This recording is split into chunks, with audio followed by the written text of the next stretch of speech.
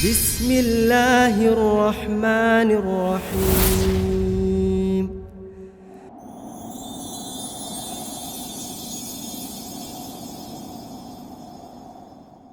Kalau ada seorang istri yang mengatakan pekerjaan rumahnya itu berat, ini tanda tanya ini.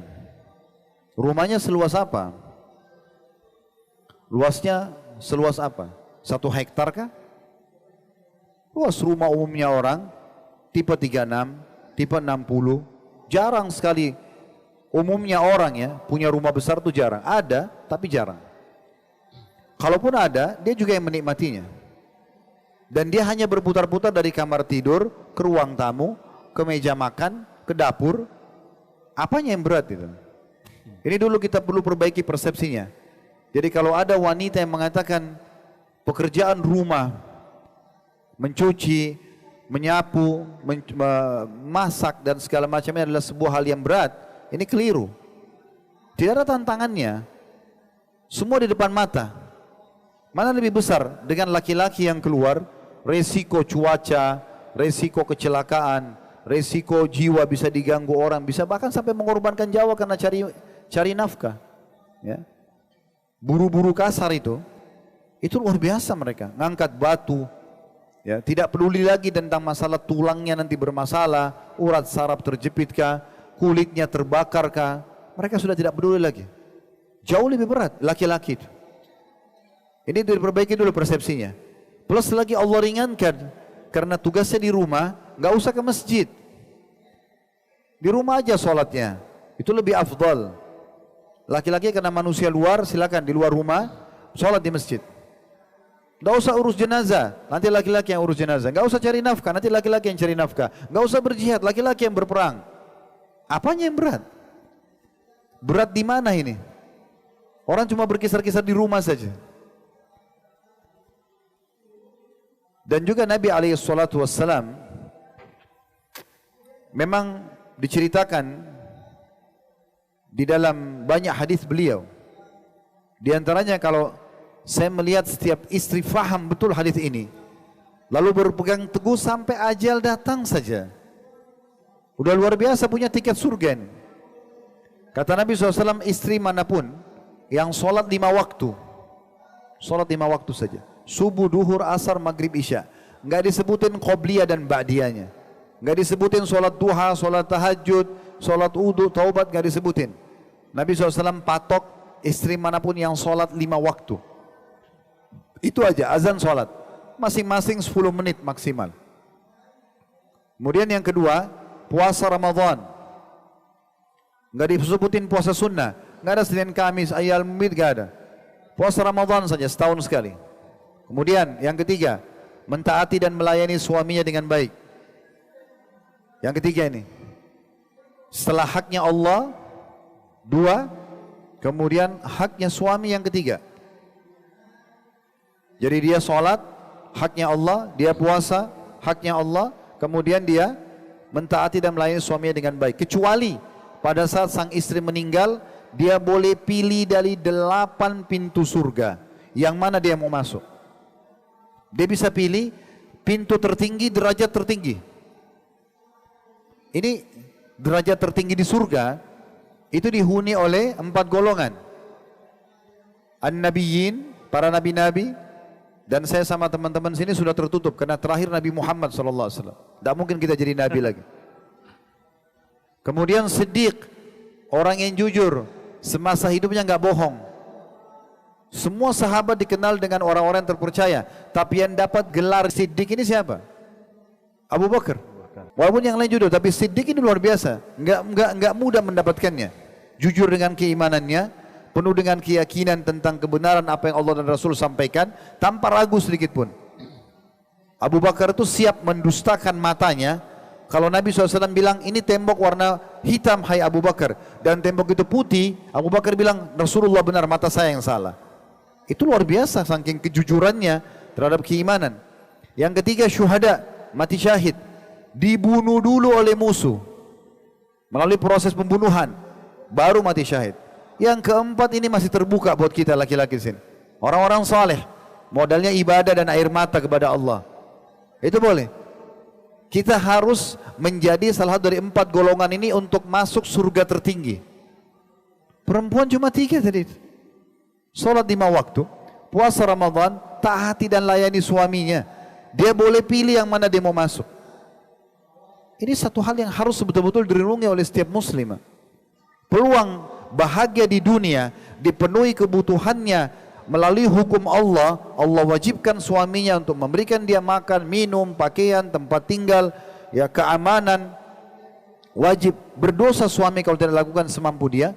Di dunia dia aman, di akhirat dia masuk surga yang sangat tinggi. Apanya yang berat?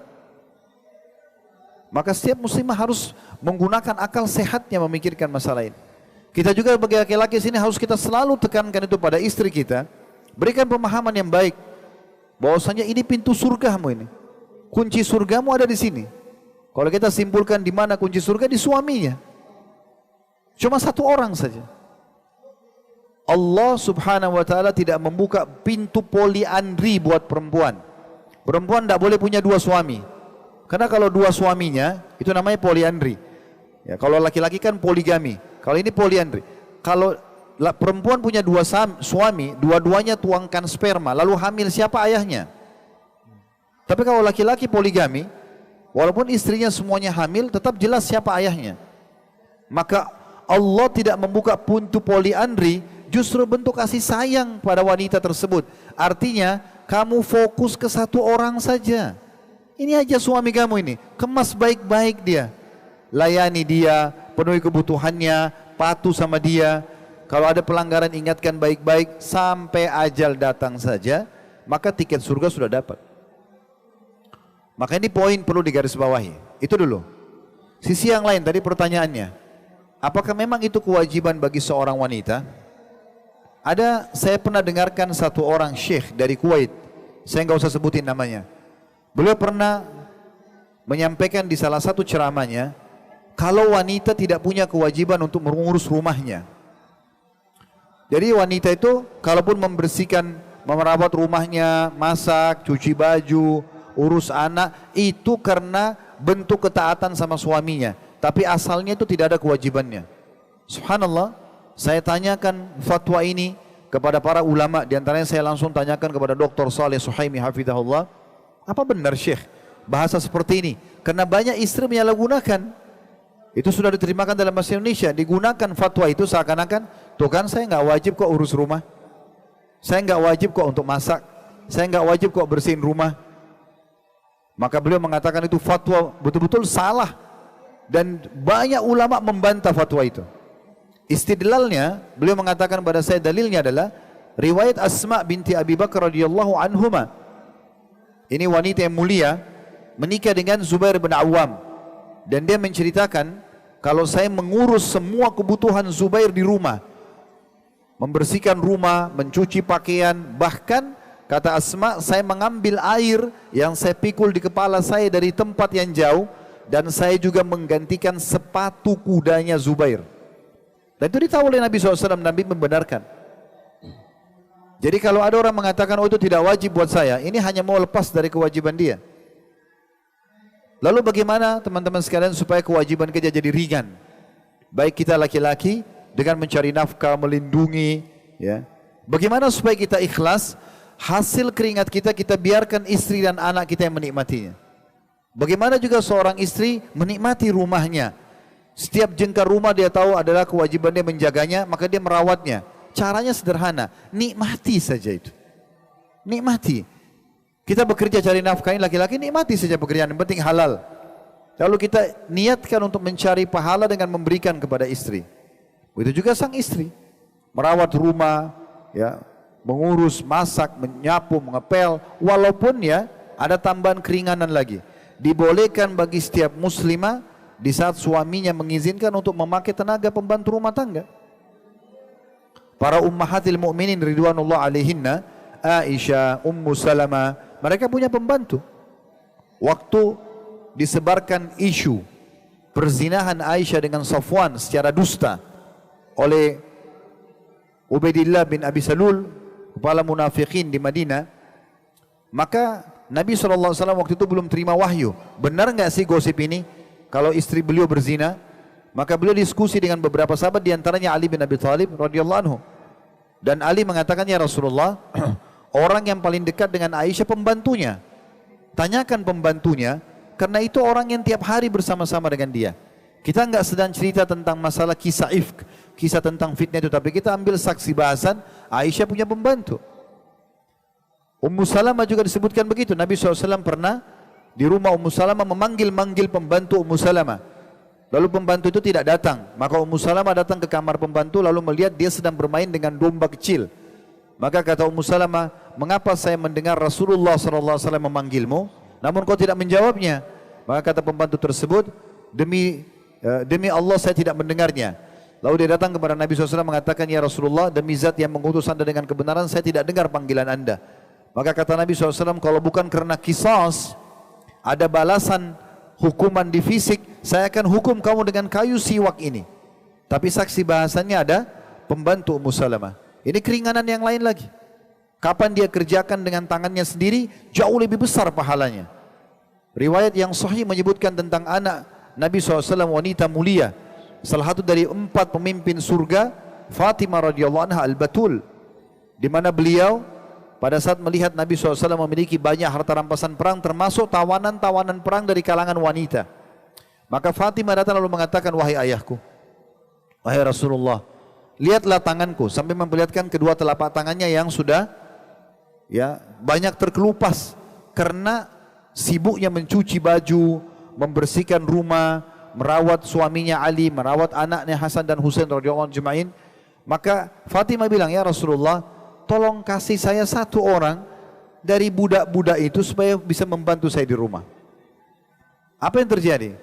Nabi SAW ingin memberikan anaknya sebuah pendidikan penting dan bagaimana mendapatkan ekstra pahala. Kata dia, wahai Fatimah, mau enggak saya tunjukkan kepada kamu sesuatu yang lebih baik daripada pembantu itu? Padahal Nabi bisa kasih, tapi Nabi bilang, maka bacalah sebelum tidur, Subhanallah 33, Alhamdulillah 33, Allahu Akbar 33. Dalam riwayat 34 Allahu Akbarnya. Jadi Nabi SAW memberikan gambaran, ini lebih afdal loh kalau kau kerjakan dengan tanganmu sendiri. Jadi kalau ada yang mengatakan itu bukan wajib bagi saya, lalu bagaimana dengan Fatimah tadi? Sampai tangannya rusak. Bagaimana dengan Asma sampai menggantikan sepatu kudanya Zubair, gitu kan? Bagaimana dengan Ummahatil Mukminin yang selalu membersihkan rumah mereka, menyiapkan makanan buat Nabi SAW. Bukankah hadis Khadijah radhiyallahu anha, waktu Nabi SAW masuk ke dalam rumah di Mekah, di fase Mekah, kemudian dia karena cintanya kepada Nabi SAW sampai dia bisa mengetahui Nabi lapar atau tidak dari raut wajah saja. Maka Khadijah mengatakan, ya Rasulullah, izinkan saya ke belakang sebentar. Dia masuk ke dapur untuk menyiapkan makan. Karena perbuatannya ini, masak buat suaminya dan siapin makan kesukaan, Allah turunkan Jibril secara khusus di saat itu. Bisa dibaca dalam hadis Bukhari tentang keutamaan Khadijah radhiyallahu anha. Jibril turun lalu Jibril mengatakan, hai Muhammad, sebentar lagi istrimu Khadijah akan membawakan makanan kesukaanmu. Yang dibahas makanannya, makanan kesukaanmu. Ini pasti ada kewajiban dia masak, jadi dia kerjakan karena dia buat dengan tangannya sendiri. Makanan kesukaanmu. Karena perbuatannya itu, sampaikan salam dari Allah langsung. Dan juga sampaikan salam dariku. Serta sampaikan jaminan dia akan mendapatkan istana di surga. Karena perbuatannya ini istana yang tidak ada kebisingan sama sekali. Karena Khadijah, kata sebagian ulama, tidak pernah mengangkat suara depan suaminya, selalu saja merendahkan suara, selalu saja santun, selalu saja mau melayani, memenuhi kebutuhan karena Allah Subhanahu wa taala, maka balasannya luar biasa. Salam dari Allah, salam dari Jibril, dapat istana di surga. Ya seperti itu.